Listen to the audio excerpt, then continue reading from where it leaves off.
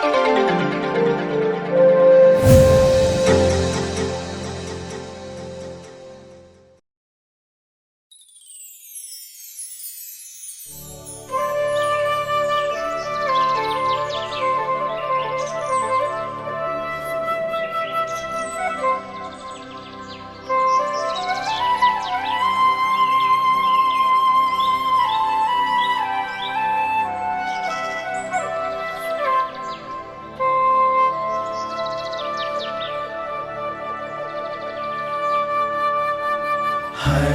घर में ईश वचन, सत्य वचन, जीवन वचन।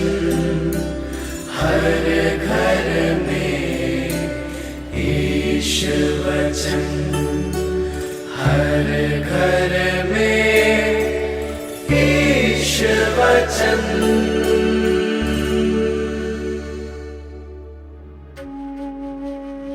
संत यूहन्ना के अनुसार पवित्र सुसमाचार अध्याय 5 पद संख्याएं 31 से लेकर 37 तक। यदि मैं अपने विषय में साक्ष्य देता हूँ तो मेरा साक्ष्य मान्य नहीं है।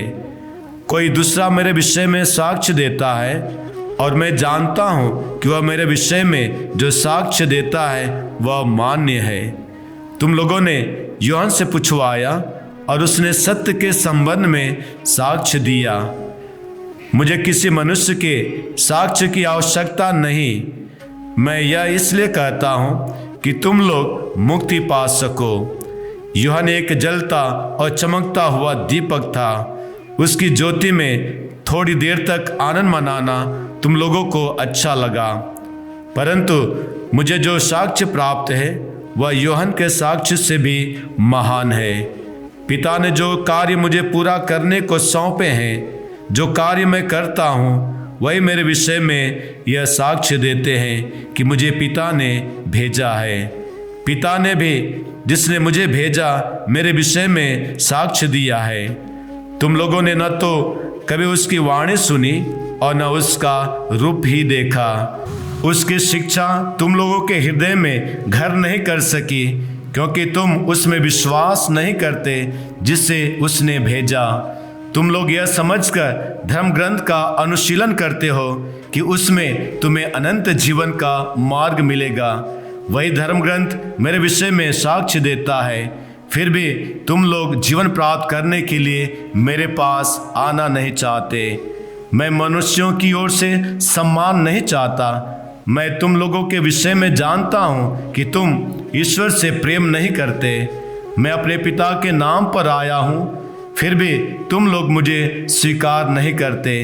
यदि कोई अपने ही नाम पर आए तो तुम लोग उसमें स्वीकार करोगे। तुम लोग एक दूसरे से सम्मान चाहते हो और वह सम्मान नहीं चाहते जो एकमात्र ईश्वर की ओर से आता है। तो तुम लोग कैसे विश्वास कर सकते हो? यह न समझो कि मैं पिता के सामने तुम लोगों पर अभियोग लगाऊंगा। तुम पर अभियोग लगाने वाले तो मूसा है, जिन पर तुम भरोसा रखते हो। यदि तुम लोग मूसा पर विश्वास करते तो मुझ पर भी विश्वास करते, क्योंकि उन्होंने मेरे विषय में लिखा है। यदि तुम लोग उनके लेखों पर विश्वास नहीं करते तो मेरे शिक्षा पर कैसे विश्वास करोगे? प्रभु का सुसमाचार। प्रिय भाइयों एवं बहनों, आज के युग में प्रमाण व गवाह अपना एक अहम भूमिका निभाता है। इसके अभाव में हमारा अस्तित्व प्रमाणित नहीं माना जाता। अर्थात अपने अस्तित्व को प्रमाणित करने के लिए प्रमाणितगत कुछ दस्तावेजों का होना अति आवश्यक होता है।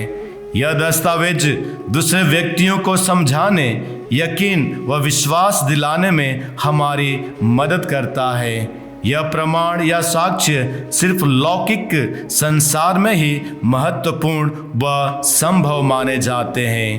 प्रभु यीशु पिता परमेश्वर के एक लौते पुत्र थे, जो इस संसार में पिता का कार्य पूरा करने, इस राज की स्थापना करने के लिए आए थे।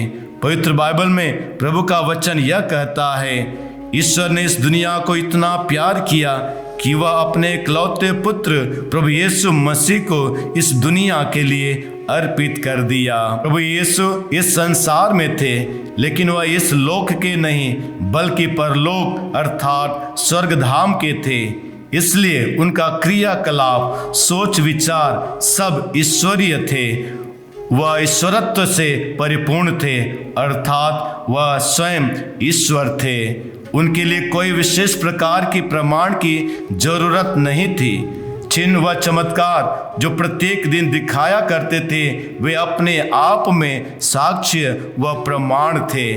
आज के सुसमाचार में प्रभु यीशु हमसे कहते हैं, मुझे किसी मनुष्य के साक्ष्य की आवश्यकता नहीं। आगे इस बात पर बल देते हुए कहते हैं, पिता ने जो कार्य मुझे पूरा करने को सौंपे हैं, जो कार्य मैं करता हूँ वही मेरे विषय में साक्ष्य देते हैं। प्रभु यीशु कहते हैं, जिसने मुझे भेजा मेरे विषय में साक्ष्य दिया है। और यह बात प्रभु यीशु के बपतिस्मा एवं रूपांतरण के समय साफ हो जाता है। पिता की आवाज सुनाई पड़ती है, यह मेरा प्रिय पुत्र है, इसकी सुनो। प्रिय भाइयों एवं बहनों, आज अपने विश्वास को मजबूत करें, प्रभु यीशु पर पूर्ण विश्वास करें, क्योंकि वह स्वयं ईश्वर के पुत्र हैं जो इस धरा पर मनुष्य बनकर आए। इससे बड़ा साक्ष्य हम मनुष्यों के लिए हो ही नहीं सकता। आमीन।